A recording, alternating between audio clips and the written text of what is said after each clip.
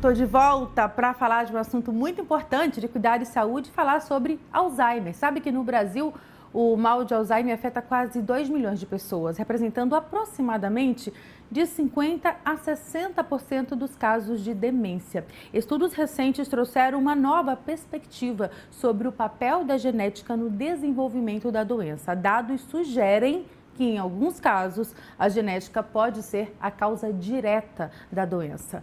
Para nos ajudar a entender melhor essas descobertas e como elas impactam as nossas vidas, eu converso a partir de agora ao vivo com a geneticista doutora Fernanda Ayala. Muito bom dia, doutora. Obrigada pela sua presença aqui no Edição Manhã.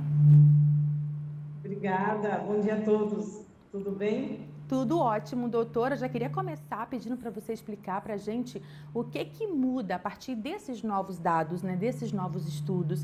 Eles podem impactar, por exemplo, os tratamentos e até a prevenção da doença? Então, o que acontece é que o Alzheimer tem Você envelhecer já é um fator de risco, né? Porque o Alzheimer, geralmente, ele apresenta-se a partir dos 65 anos. Há uma incidência de mais de 100 mil casos de Alzheimer acontecendo, né? Mundialmente.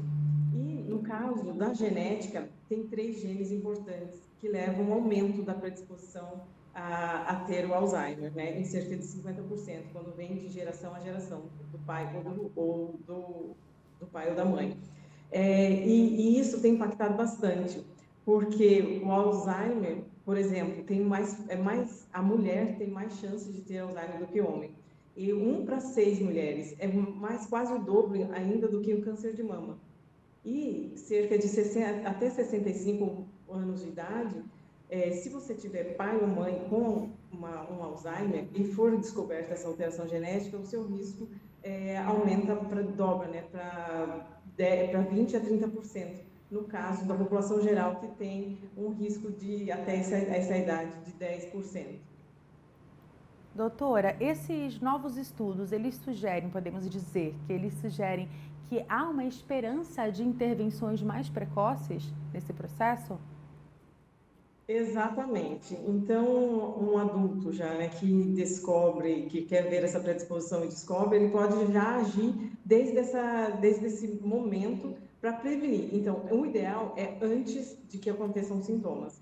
Porque uma vez que já tem sintomas, diz que o Alzheimer começou a se desenvolver 20 anos antes. Porque ele forma um acúmulo de placas chamada amiloide ou tal, e que bloqueia a sinapse do nosso sistema nervoso central, então que leva à falha da memória, os lapsos, ao transtorno de personalidade, aos transtornos depressivos. Nesse momento já não conseguimos fazer mais nada. Por isso que o estudo genético é importante para quem está disposto a descobrir isso, para prevenir dessa maneira, já intensificando, na verdade, as atividades físicas, porque o Alzheimer também tem a ver com a inflamação. Então, a atividade física regular é importante, uma alimentação, eliminar o máximo possível que tem das toxinas, né?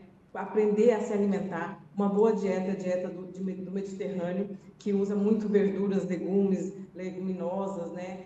Óleos de coco, fazer palavras cruzadas, aprender idiomas novos, aprender língua, e uma boa interação social também ajuda a prevenir.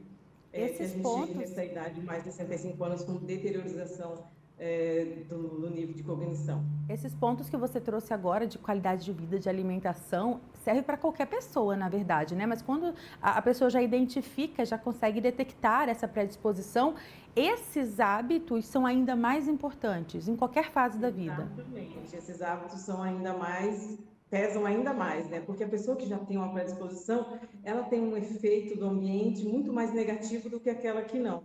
Então, acontece, o Alzheimer tem a probabilidade de acontecer, se chama Alzheimer familiar, né?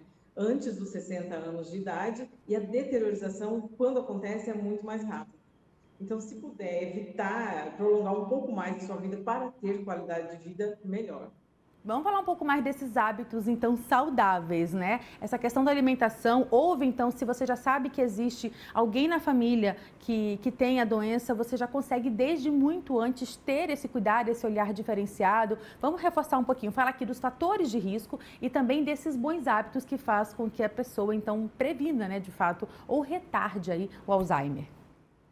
Sim, os fatores de risco são, então, a idade, né, é um fator de risco que a gente não consegue mudar, mas tem fatores de risco que a gente consegue mudar, que são os modificáveis, que estão relacionados com o meio ambiente, seja ele o estilo de vida e hábitos, né?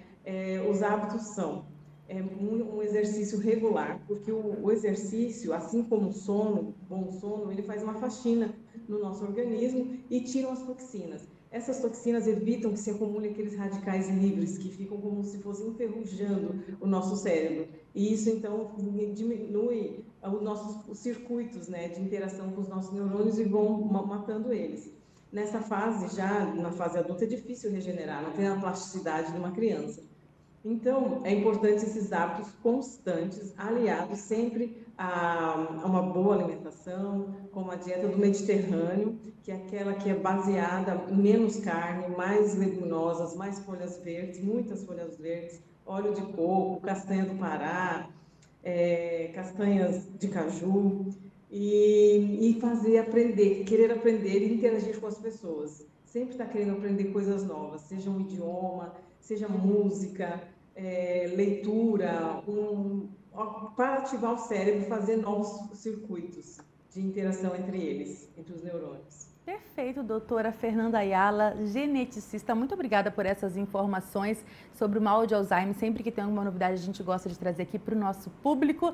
Mais uma vez, obrigada e até a próxima. Obrigada a vocês. Tchau. E você de casa pode rever essa nossa conversa no nosso canal do YouTube. Então, lembrando aquele combo que não falha, né?